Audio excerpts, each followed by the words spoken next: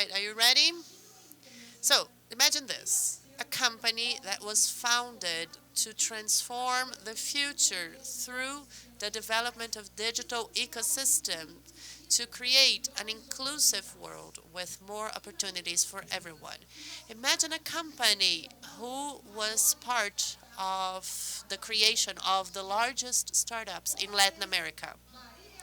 With you now, let's hear from Mariajosé Satizábal, CEO of Imaginamos, who is here to share a talk on how to build a disruptive innovation mindset in big players. Welcome. Good afternoon. We're almost done with this event, so I want to thank you all for still being here. I want to thank Sensedia for the invitation and the amazing event, and to the other conference people and for leading the way of this event. Today I want to talk about how to build an innovation mindset within big companies. And we're heading towards inflation. According to the CEO of the World Bank, we're expecting almost 2 years of inflation. And for some countries, especially the ones who are in developing countries, it's going to be very hard to avoid recession. Moreover, we're also seeing changes in terms of post-COVID effect. People working from home, tons of layoffs, but also a lot of people trying to work as a freelancer.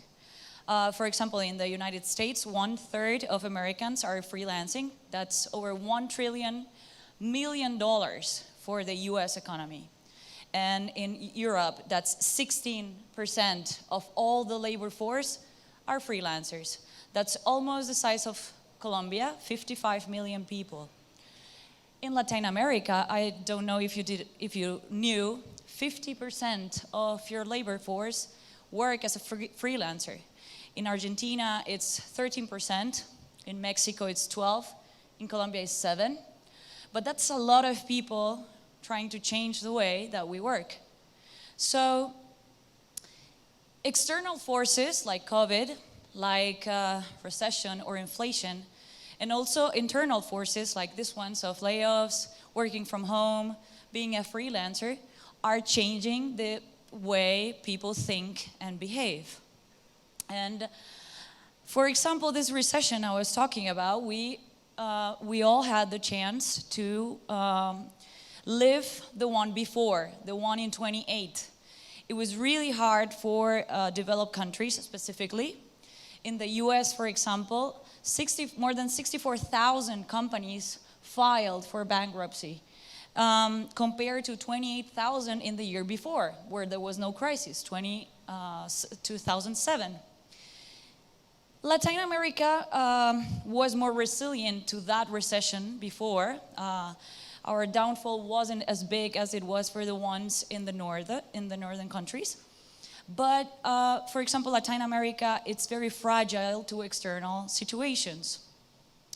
So even though it wasn't as hard for us in the last recession, well, that was a mortgage type of recession. It had to do with the credits that people were having for housing. This type of crisis is a little bit different because it's in commodities: oil, fertilizers, wheat, and food.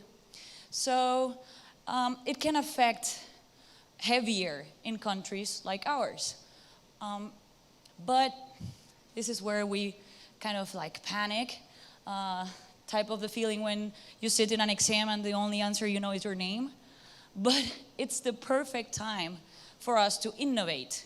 It's the perfect time for us to reshape, rethink, and do things differently. So I've come here today to show you ways to do that. Why are big companies, so many big companies, not all of them, of course, so many big companies, so bad at innovating, so bad at hopping on the changes of consumers? I am Mariajosé Satizábal. I am the CEO of a company that builds other companies, startups, we've built startups and incubated startups like Rappi, but we've also incubated startups within huge corporations. Shell, Sodexo, HDI, Itaú.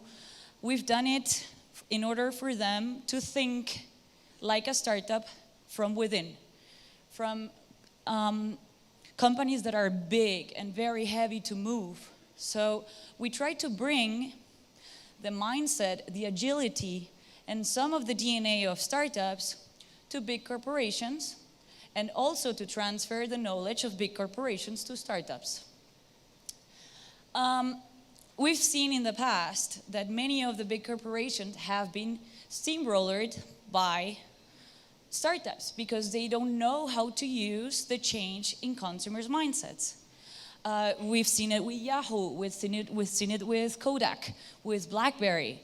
They were the leaders of a market, but the consumer's behavior changed, and they didn't know very well how to use it or navigate it.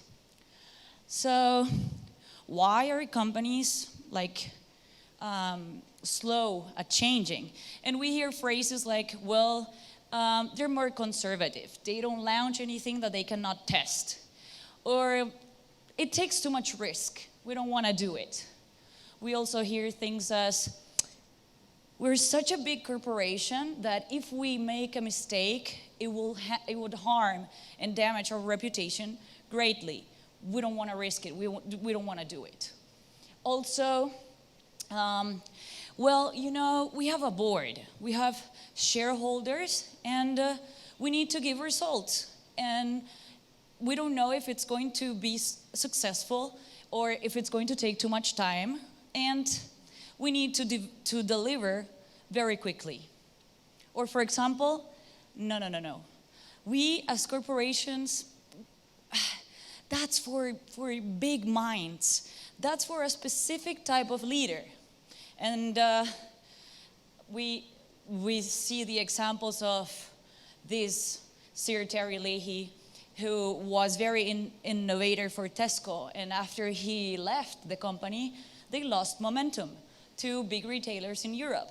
Or one of the ones you've probably heard the most, Steve Jobs. Of course, innovation in big companies can only depend on this specific type of leaders who are risk averse and who think differently.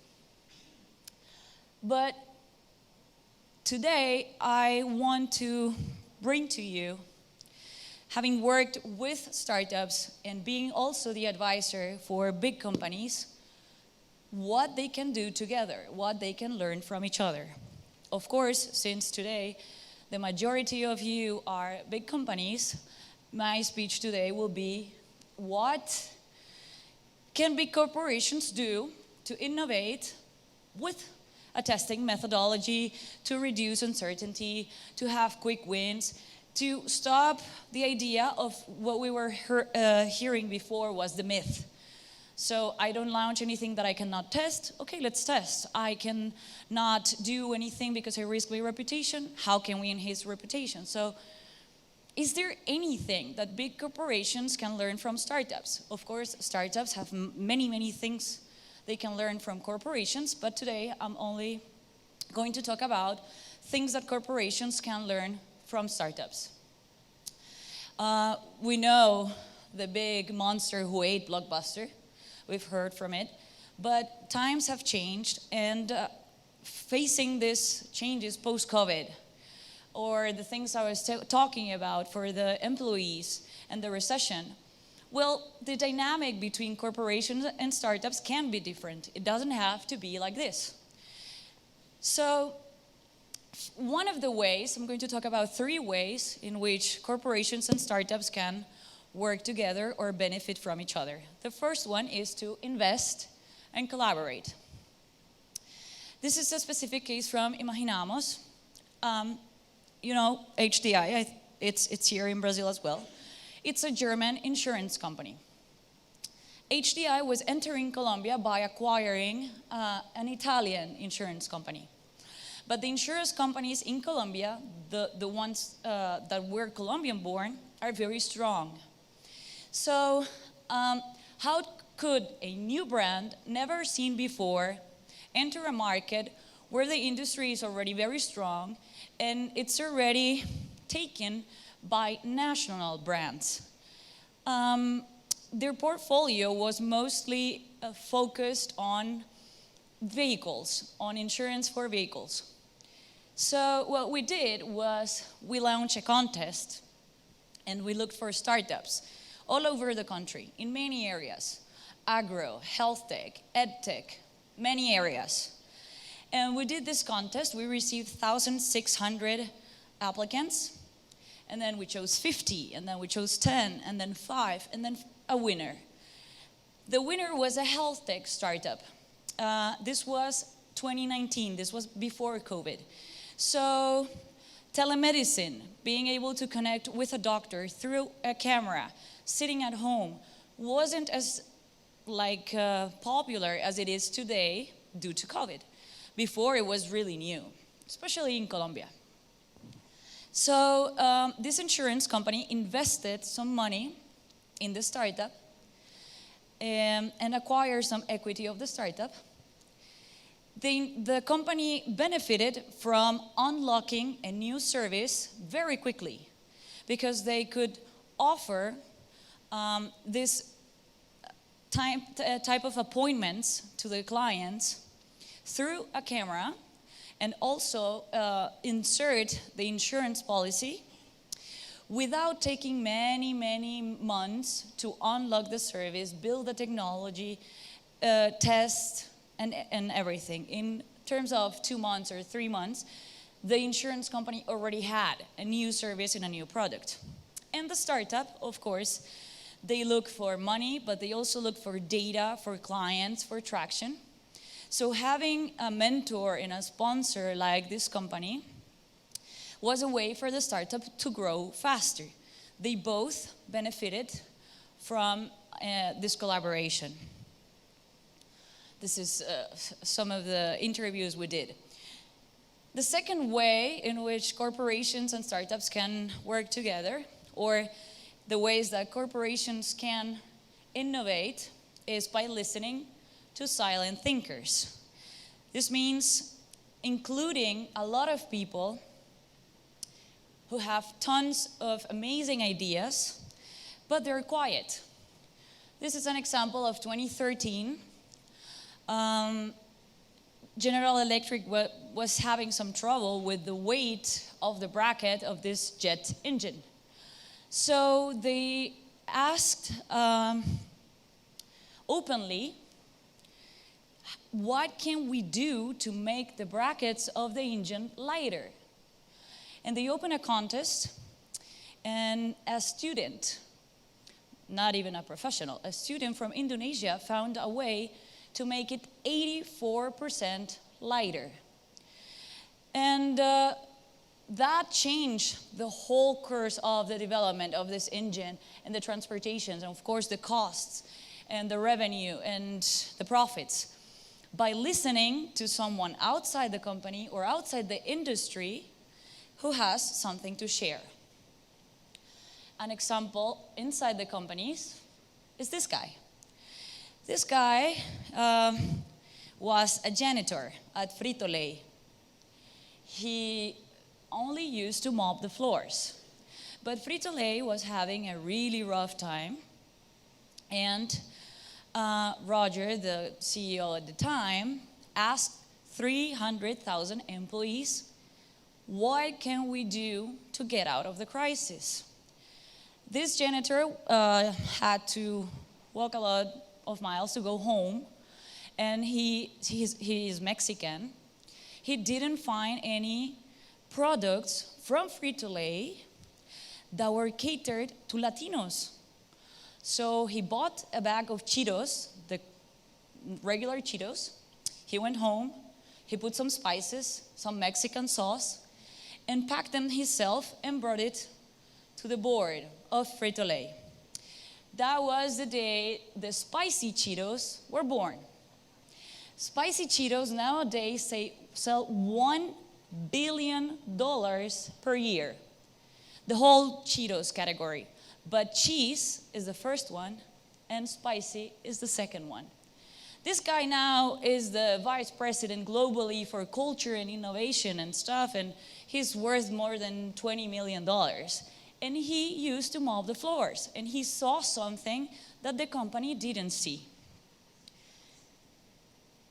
The third way, the third type of DNA or mindset that it's very common in startups and not very usual in corporations is to incubate ideas from within. So I'm going to speak a little bit more in depth about this third type of option. You already know of spin-offs. So Expedia was one of the spin-offs of Microsoft in 1999. And another one that we all know is this one. This was a spin-off as well. So how can we build spin-offs within corporations? All the three options, the one of investing and collaborating, the one of open innovation, listening to ideas outside or inside the company, or building spin-offs, require a change in mindset, required for us, the leaders, to foster the culture, to be open to listening, to be open to allow mistakes. So one way in which we can foster this innovation culture within the company and build startups or build ideas like the one of Frito-Lay and the one of General Electric within the company is to understand, the first thing is to understand that invention and innovation is very different. The difference is they're both based on an idea, but innovations are ideas that people want to spread. We know of many, many innovations, some of them with patents, some of them with global awards, but we don't even know about them because they didn't have people wanting to tell the idea and spread it. So it means that the first people who are interested in sharing our own ideas could be our teams. We can build innovation labs within the company in core units. In the whole company, we can summon a jury, choose people from the company or from the outside, summon a jury, select a jury. And then we can build mini labs. It doesn't have to be very big, with people from specific areas, strategic areas within the company. And for example, one way in which these mini labs in one specific unit can change and can be sandbox, can be pilot for bigger things is the US government. Some of my clients say, no, we're too big. It's really hard for us to change. It's really hard for us to move. We're a giant dinosaur. But what can be harder than a government? And federalism is one of the uses of innovation for public policing, where they test ideas on a local level, and then if they work, they scale it up and bring it to a national level. For example, the speed limits, the seatbelt use, all of these things have been tested at a local level and then brought to a national public policy. The same thing can happen within a company. We can test something in a specific department and then scale it or bring it to the consumers, and if it's successful, then invest a little bit more and grow. Like I said before, we should listen to our employees. There's no one who knows the company better than the ones who work there daily. They listen to our customers, what they are not doing right, what the consumer wants, what they're complaining about.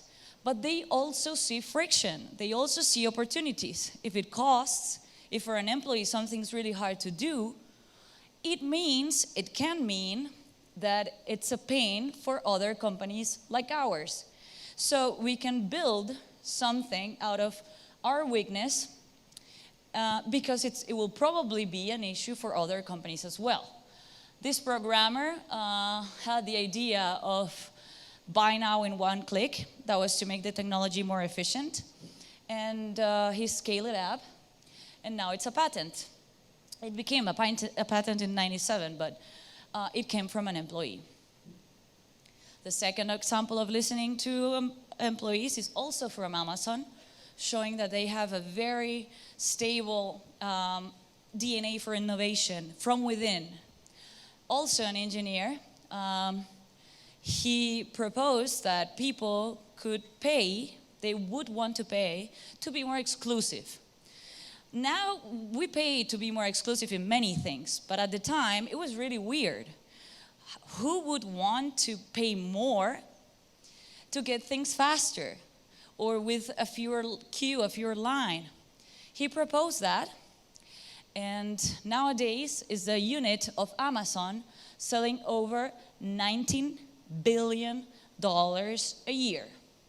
And he just proposed that people, instead of waiting for things on Amazon for 10 days, they would pay a little extra to get it in 2 days or 1 day. Second thing that we can learn from startups is test before you build. This is another startup, the little brother of Rappi. It's called Cheaper, and it's entering Brazil. We're in Colombia and Mexico. And the first idea of Cheaper was, in Colombia, 9 million tons of food go to waste. And we have 4 million people suffering from extreme hunger, a little bit more having difficulties to eat. In Latin America, it is 147 million tons of food that goes to waste, and almost 47 million people in extreme hunger. So what we wanted to do at the beginning was bring food that was about to expire, not already expired, but about to expire, and was still on the shelves of the retailers. We wanted to bring that to the base of the pyramid, to people who had not access to food. So that was the original idea. Before we built technology and everything, we wanted to test before we built. So we went to this about to expire yogurts to the base of the pyramid, and we tried to sell it. Hey, would you buy this yogurt? It normally costs $2, but since it's about to expire, we're gonna sell it to you for $1. And we found so many mistakes, and we found so many issues with the whole idea. But it's good to do it before you invest a lot and before you build, because it's a way in which you can fail. You fail fast, you fail a lot, but you fail less expensive than if you walk the whole way and then look back and figure out that you were heading the wrong way. The other thing I hear a lot is, I cannot make any mistakes. My brand is too famous. My shareholders won't allow it. This was supposed to be a video, but I think you've seen it. It was the launch of the Cybertruck from Tesla. Elon Musk was showing how strong the Cybertruck was. And then he threw a rock at the window, showing that Cybertruck is invincible. It's really strong. It's our best car. And he broke the window. He smashed it completely. Sorry that the video is not working, but in the launch, like Steve Jobs launching the Apple, like the iPhone or the tablet. And he's launching the Cybertruck saying it's invincible, it's very strong, but it's Tesla. And he throws a rock and smashes the window. So jump, it's okay. Perfect is bad. If you find an idea and you've tested it, and you found that there's someone willing to pay for whatever you do, jump. Jump and do it. Don't stay until you find it perfect. Don't stay in the theory or the hypothesis. Go and test it with the real clients. And don't be afraid of mistakes. Don't be afraid of reputation damage. You just go, Tesla in the middle of the lounge, by the CEO. So we can make mistakes as well. When you're ready to build, when you already found an idea, and this idea has shown some green lights that it will work, then you build an MVP. But good MVPs, really good MVPs, focus on solving only one specific problem. This is the case of Airbnb. This is the real first website of Airbnb. And the founders hosted people at their own house. They didn't have money to pay the rent, so they talked if they could start hosting people at their own house. So the first MVP, minimum viable product, it's trying to solve one specific problem, one, and do it very good. And capturing clients or people who are willing to pay for what you offer. And then, when you have that, target the ones who listen. We would all want to target the majority. Of course we would want that. But we as consumers, we have every time more options and every time less time. So those people are really good at ignoring brands, at ignoring good, new ideas. But early adopters, they're very nice. They like the brand, they're loyal, they want to be listened, they want to be heard, and they listen. So that's a sweet spot for you to test your idea and to start showing what you've come up with. Then you should prove that you have product market fit. It means that your product fits the market, that someone is willing to pay for whatever you offer. This is the example of Sapos. They didn't buy any shoes. They went to stores, took pictures of the shoes that were existing.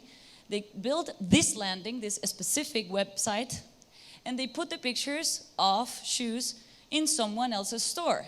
Because at the time, they didn't know if people was willing to buy shoes online. The idea was to go and try the shoes on before you buy.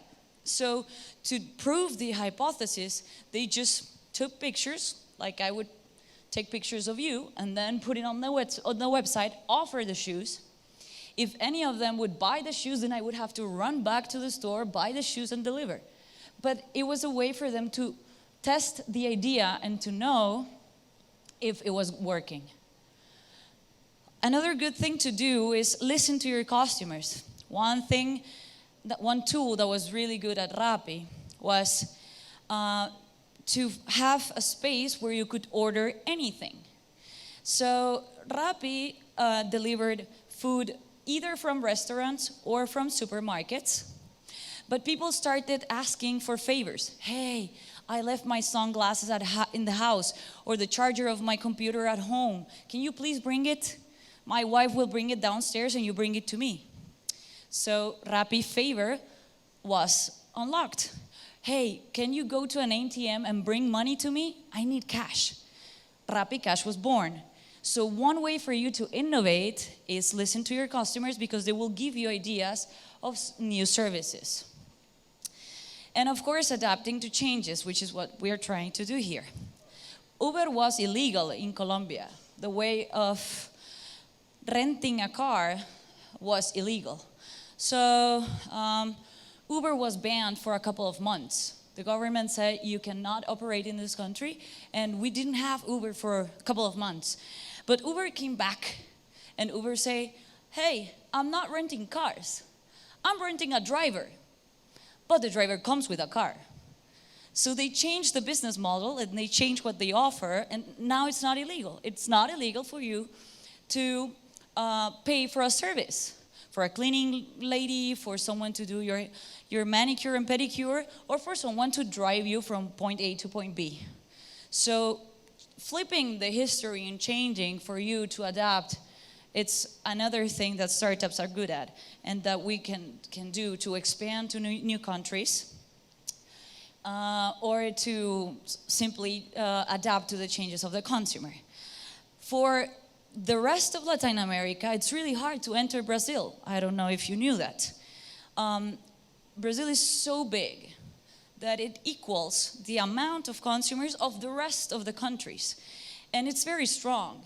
And the language has built a wall surrounding Brazil and the rest of the countries. It's like you're an isle, a big island within the continent. So it's really hard for other brands to enter your country, but it's really hard for you to go outside Brazil as well. So one thing that Brazil could, or Brazilian companies could benefit to enter new countries like Colombia, like mine, is by innovating. And this will require a lot of people, like I said. So don't be afraid of detractors, of people asking, or of people fighting your idea, because they will also give you what you need, the strong feedback you need in order for you to change your product. So even if you start building something within the company and not everyone agrees and not everyone is an early adopter and not everyone loves it, don't start firing people. Accept that they have ideas, and that those ideas could be a specific comment, very important for you to change the product until you make that person fall in love with the product or the service. So if not us, the leaders of big companies, to innovate in this moment of labor changes, economic changes, then who? And if not now, then when? Thank you very much. Mariajosé, grande apresentação. So great presentation, Mariajosé, on our stage. And now we are going to audience Q&A. I'd like to thank you all who asked questions. There are several questions asked here. We are going to have 2 questions for you, okay? So the first question is from Lucas Tempestini. He's asking, what's the main challenge for the intra-entrepreneurship? The main challenge. Thank you, Lucas. Well, one of the biggest challenges is people itself. Like they believe the organization is so big that it cannot change. So sometimes it's not the market who is rejecting the idea, it's the corporation itself who is afraid of jumping to do something different. So that's why I wanted to show you examples of how it can be done, because it's very scary, but it's scary for startups as well. So the first, the hardest thing is to overcome all the doubts, all the inner voices of the organization, and believe that it can be done. And these are a couple steps you can follow to start doing it. Great, we have another question from Marcos Bassi. He is asking how to break barriers between big companies and startups throughout Latin America. Thank you, Marcos. They are also afraid, like I said in the example of HDI. Startups don't want to be controlled by corporations. They're afraid that they will lose freedom and autonomy to work. And corporations, they're not sure if it's a good investment or not, if collaborating with a startup is going to bring results. But like I said, there are many, many ways in which you can start testing and start collaborating and opening the mind to doing things together. Or you can try to build a startup within and walk that path for you to be more agile. There's a lot of companies in Latin America already building spin-offs. I think in a conference from Bancolombia, one of the banks in Colombia, we saw that they are now building a specific platform for payments. So that can become a future startup that was born as a project within a corporation. Thank you again. A round of applause. Mariajosé.